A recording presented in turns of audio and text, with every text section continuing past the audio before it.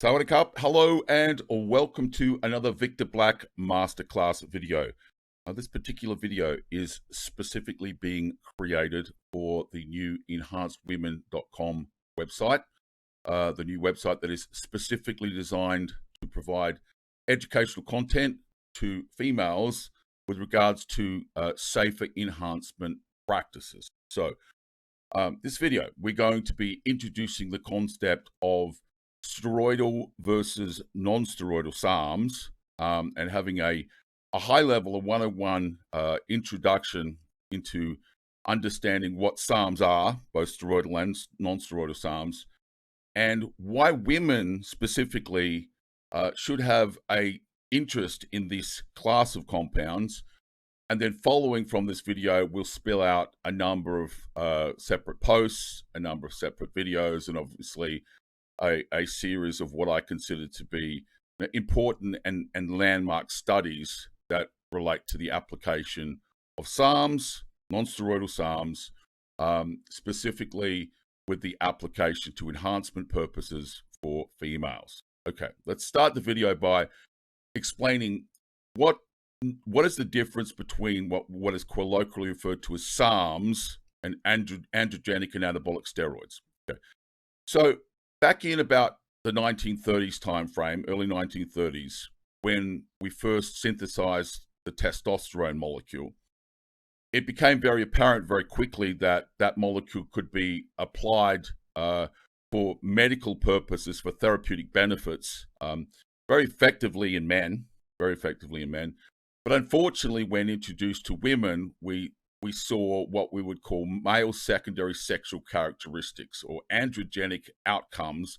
along with the therapeutic benefits of that compound. And that shouldn't be a surprise to anyone, right? It was immediately realized that this was the case. I don't think it took them too long. And pretty much immediately, the research community set about modifying the testosterone molecule in order to create new compounds, new classes of compounds that were designed to at least retain or even ideally enhance the anabolic potential of these drugs, the therapeutic potential of these drugs, and at the same time minimize, ideally, for application in the androgen sensitive, completely remove the androgenic component. Now, that was the idea. That was the intent, to basically create new classes of compounds that could be applied for medical purposes, that retained the therapeutic benefits and played down, ideally completely removed, the androgenic or the male secondary sexual characteristics consequential to their use. And they did a very, very good job at that.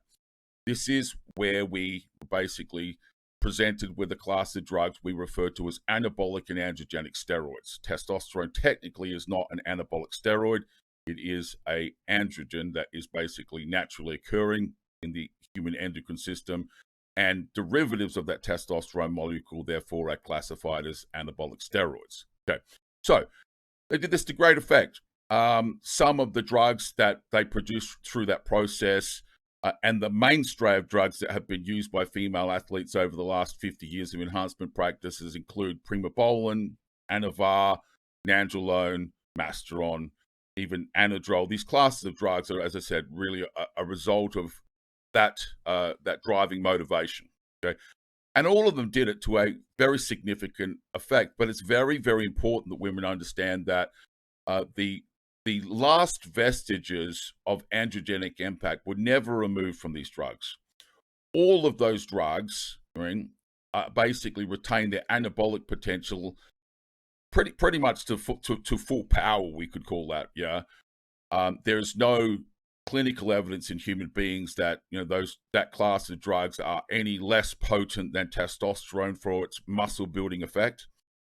But we know very well through observation, anecdote, and obviously clinical literature or evidence that we have significantly, very significantly removed the androgenic impact, but not totally. That's the most important thing, not totally. Even a drug like anavar retains some degree of androgenic impact, on a dose-dependent manner. And that is what underpins the entire investment, the billions of dollars that have been spent over the last 20, 25 years in trying to identify a new class of compound that effectively delivers on the original promise, which was to retain the anabolic potential and completely remove the androgenic impact. That's what the research community are trying to do here, to effectively pick up that dialogue where anabolic steroids left off and just remove the last little vestiges of androgenic action. That's the whole point. That's why all these billions of dollars are being spent. So hopefully one can imagine for a woman should be very interested in this, because it offers the potential then to access this class of compound, hypertrophic agents, we could call them, without the concerns that we have on the application of anabolic steroids. Very, very interesting subject for women. Now, for men, I have been saying this for a very long time. These class of drug are not being brought to market, are not being developed for men. Why? Because men have nothing to fear from the last remnants of androgenic impact that are present in drugs like primobolan and anavar. Right? Women do. So these drugs are trying to take the last little vestiges of androgenic impact out, right? That are of concern for women. Valid, viable discussion. I fully support this. But men, I don't know what you're worried about, to be honest with you. There's nothing that a healthy young man has to fear from moderate use of steroidal SARMs like primobolan and anavar that is going to be, offset by the consideration of those compounds. Now, it doesn't mean there aren't issues with those drugs. It means this new class of compound, non-steroidal SARMs, are not going to make it any better for men, right? They're not. We don't need to concern ourselves with the issue. Like when you ask, so what problem are they trying to solve for here? It's not a problem that affects men. And are they likely to have issues with the deployment of SARMs? Yes, we know that very well. HDL suppression and potential liver toxicity and these are side effects that are still with us with SARMs. They haven't gone away. Okay, so the last little androgenic component of primobolan is not a concern for men. It's just not. Now, I do accept that if you would describe yourself as the androgen sensitive, for example, I have one client who's very nearly 70 years old, and I certainly treat him a little differently than a 35-year-old male, okay? And he actually uses SARMs, okay? I don't have any problem for older men, the androgen sensitive, and women with SARMs, but I've long rallied against this point of view of men who promote SARMs don't understand anabolic steroids, or more likely, as we're going to discover as we go through these materials, that they have a vested interest in marketing these products, because most of the websites that provide educational content about SARM are actually marketing pieces. In other words, here's all you need to know about SARMs, and by the way, here's a link you can buy the SARMs from. It's hardly the gold standard of unbiased, credible information. It is an advertorial. As long as you understand what you're reading is an ad for someone who sells SARMs, well, so be it. That's fine. Part of what I did in the process of, planning to create this module on SARMs, not just this video, but what will follow, is spend a little time on the top 10 sites that present themselves on, mandatory Google searches for SARMs and look at the quality of the information that's been provided. And I'm going to be very honest with you, it's horrible. It's absolutely horrible. I literally started reading and going, wrong, wrong, wrong, wrong, wrong, wrong, wrong, wrong, wrong. And the reason behind that, as I said, is because those sites overwhelmingly, I literally mean 10 out of 10, are marketers of SARMs. They are selling SARMs. And I hope you'll understand that what I sell is unbiased, credible information, and I provide my information sources, and I encourage people to refute my point of view, provided they are able to offer credible evidence to support what I have to say. I am not selling SARMs. I don't provide affiliate links to sell SARMs.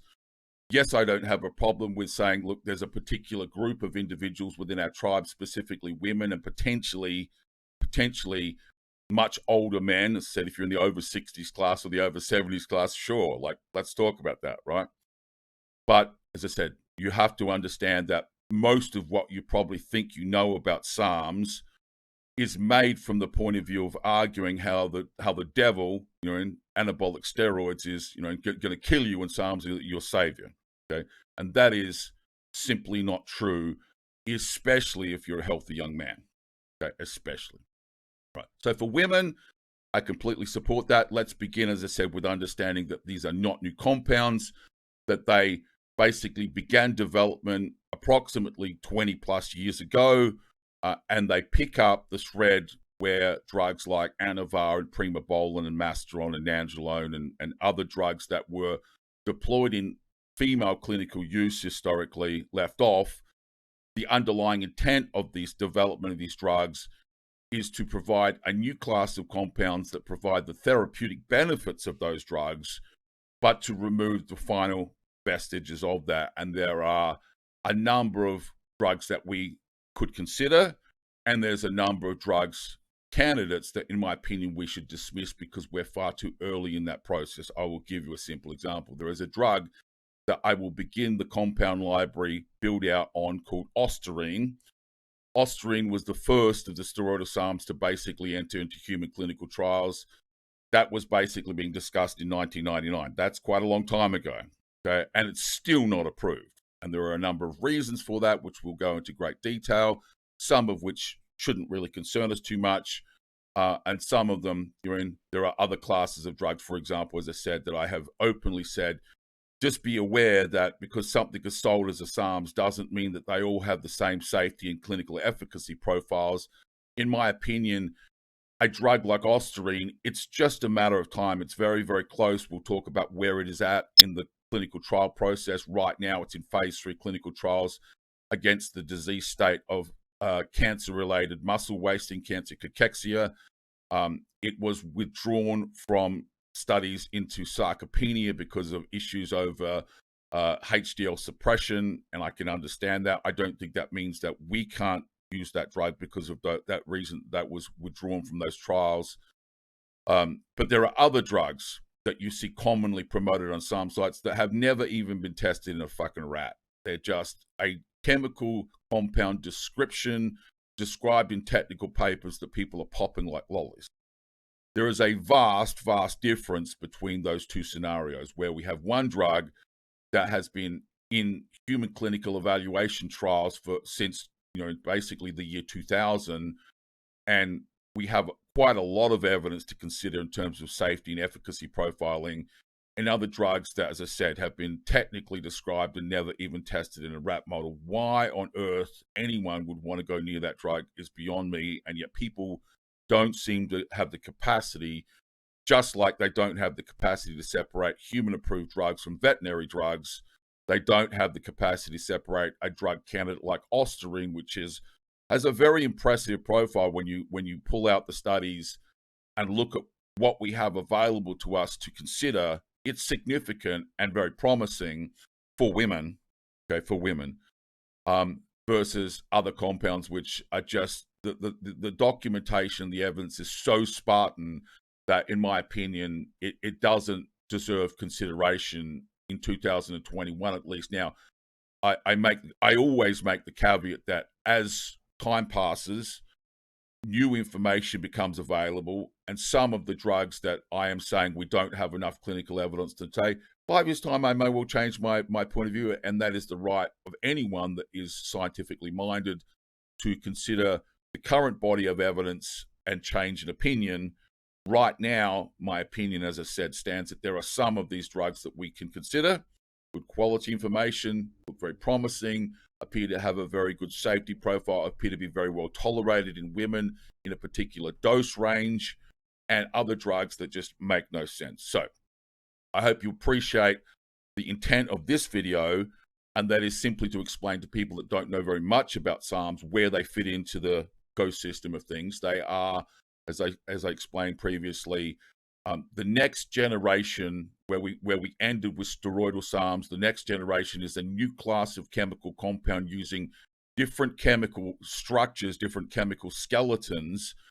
They are not derived from the testosterone molecule. And importantly, they are not all derived from the same chemical skeleton. There are various different chemical structures for various different SARMs that are basically intended to remove the final vestiges of androgenic impact for the extremely androgen sensitive, specifically that is women and potentially children and potentially the elderly. So men, again, for the 19,000th time, right? You have nothing to fear from the androgenic impact of primobolan, okay? And drugs like non-steroidal SARMs, like we're going to be discussing, carry exactly the same side effects in terms of HDL suppression and potential, liver toxicity as oral steroids do, right? Don't be fooled.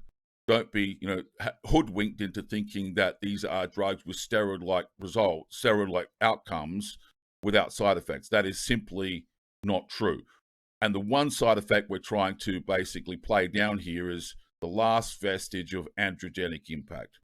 Very interesting for this specific audience, which is female-specific application. So I look forward to seeing you at the next video.